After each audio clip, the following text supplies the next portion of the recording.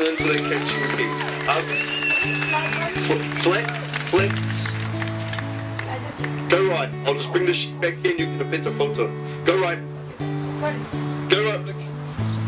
I aim to police.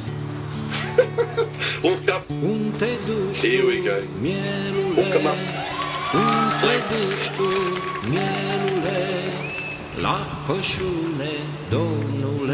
Get over. Good man. Come behind, get over there. Okay, put up for that first gateway. Right by. Flex.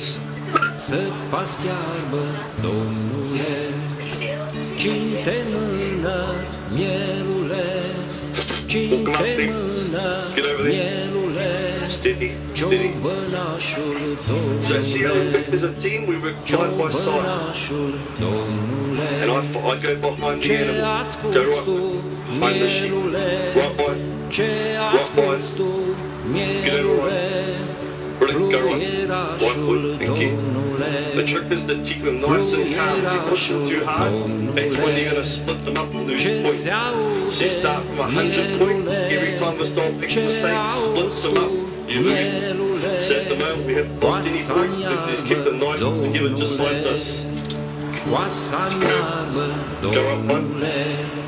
See it again a bit faster. Left one. I'll show you how we lose points.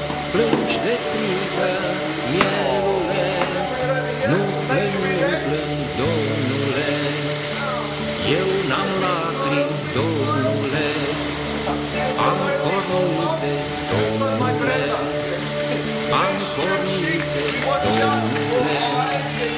Nu plângi, mielule, nu plâng, Domnule, plâng ciobanii, Domnule, latră câinii, Domnule, cine te taie, mielule, cine te taie, mielule, măcelarul, Domnule, măcelarul, Domnule, cine te mâncă, mielule, cine te mâncă, mielule, dumneavoastră, Domnule, dumneavoastră, Domnule.